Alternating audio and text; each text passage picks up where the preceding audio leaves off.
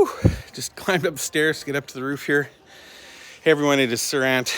I am in the village outside of Fumin Town, Yulin City in Guangxi Province, the home of my mother-in-law and the former home of my wife, where she grew up. We had the big New Year's dinner and celebration last night. I'll show you some video of that. And we're back here the next day because there was so much food that they literally need helping it. And rats, I guess I'm just gonna have to come back and eat more food. But I figured since I was out here and it's such a beautiful day, I'd give you a little overview of the village. Now, yesterday I took a video of my wife's old home, the one made from the ancient bricks. And this is the newer, though still not modern by any means, home.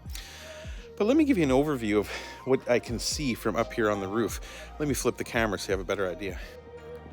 So directly ahead over here is jungle, literally jungle.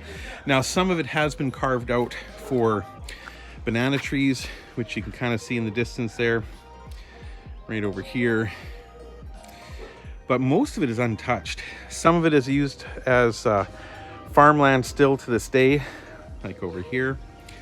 And my mother-in-law has a huge garden right over here where she grows, I'd say 90% of her food. But as far as the village itself, this is what we're looking at here. So over here, off in the distance, you can see some buildings, but there's a lot of really untouched ground. Now, what you might think is an apartment building straight ahead is actually owned by a family. So that is a single family home. So I suppose they might have invited other people to come live there as well. And then as we rotate around, we can see a definitely more traditional style home here with the New Year's decorations out. And those will stay up all year. They don't take those down. With the little courtyard. Basically, these places have one kind of common room on each floor, and then either storage rooms or bedrooms. But most of life happens out in the courtyard, as is the case here. I'll show you that from the upper level as well in a moment. But before we take a look over there, I want to show you what's happening down here. Now right here is a little prayer area.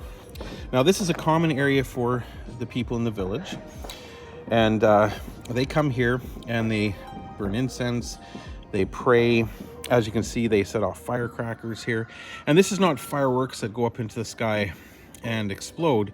These are big rings of firecrackers that when they do light them, scare the shit out of you almost every time. It's quite something. And yeah, this is just a little common area. It's been here forever. You can tell just by looking at it that this is not a newly built little thing.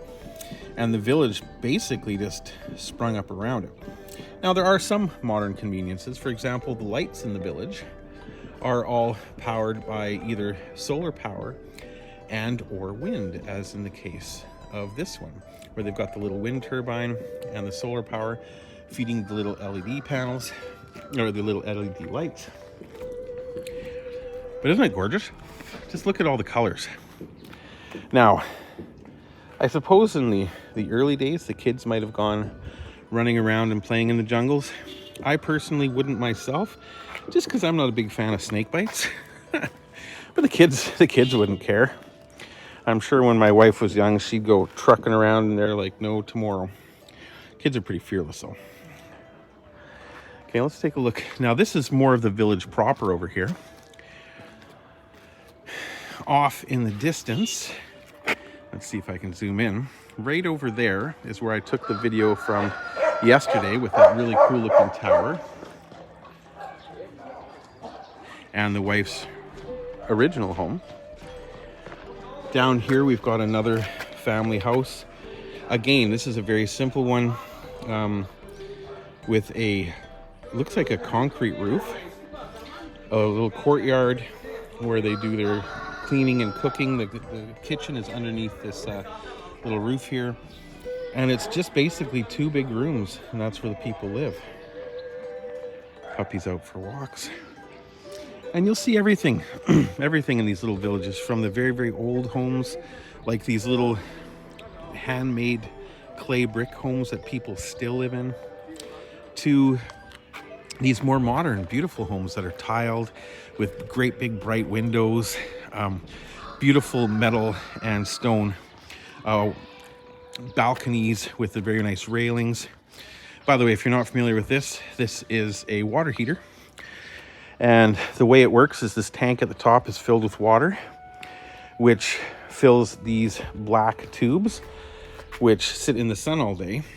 And of course, the water in those tubes heats up quite a bit. And yeah, then it goes down via a hose or a line over here to your shower, so that you can actually have hot showers. And I'm not sure if this fills this as an emergency backup, say if it's dry for a long time, this particular tank here. I'm not 100% certain, but I do know that that is the water heater. So now if we come over here, you can see the beautiful balcony, a nice little yard with a nice fence. This is a beautiful home over here. They've got a really nice swinging seat. There's more detail on my mom's garden. As you can see, it's huge. It's very, very well organized, and that's what she does. She's 85 years old, and she putters around in her garden and grows food still for her and her kids. The wife and I simply can't come here without being stocked up on food. And even though these are very beautiful, modern-looking houses, don't kid yourself, we're still in the village. If we come over here, this is kind of an interesting home too, because the people live in the first and second floor, but they built a third floor. And since they don't live in it yet, they haven't bothered to finish it. So they didn't put windows in, they didn't finish the walls or anything like that, because it wasn't necessary. If nobody's living in it, why fix it all up? This house over here, the third and fourth floor are not lived in. They're completely empty. There's no furniture, there's nothing in them. But they decided to fix up the entire house, and it looks amazing. I would live there in a heartbeat. More fields off in the distance here. Often see cows roaming around over there. Now let me go up over here and give you an overview of the courtyard where I had dinner last night and where I hang out quite often these days. There's the kitchen I made the video in. These are all bedrooms up on the second floor. And the way this house is designed, realistically, if the family grew through marriage or for whatever reason, it would be a simple matter to continue this brickwork up and build a third floor. This house could be tiled on the outside and fancy windows put in. But Grandma, my mother-in-law, she's happy with the way it is. She's old and likes her traditional lifestyle, so this is the way she wants to keep it. So yeah, here we go. This is the village.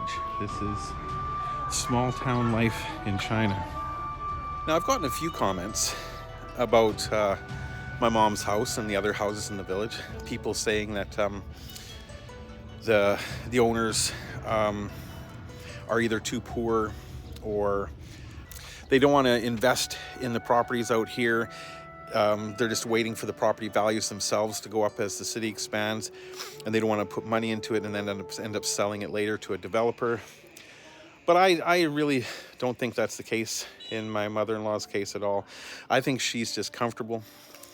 She likes the way her life is here, the way she's always lived since she was a child, and she has no interest. My wife and I have talked to her about coming to live in the city with us. She won't do it. She's got kids in the city nearby here that she could go live with. She's not interested. This is where she wants to be. She wants her big garden. She wants her house the way it is. And I don't blame her for it. I love it out here myself.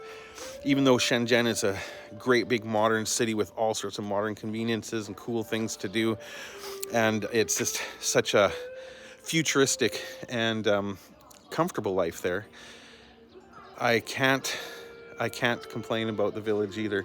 If my wife said to me, honey, we're fixing up one of the old properties and we're moving out to the countryside, call me Farmer Joe, and away I'd go. All right, everybody, that's enough for now. I'm going to go downstairs. I think Venga, brother number 3, is finished making some noodles for lunch, and they're going to be freaking delicious. So down I go.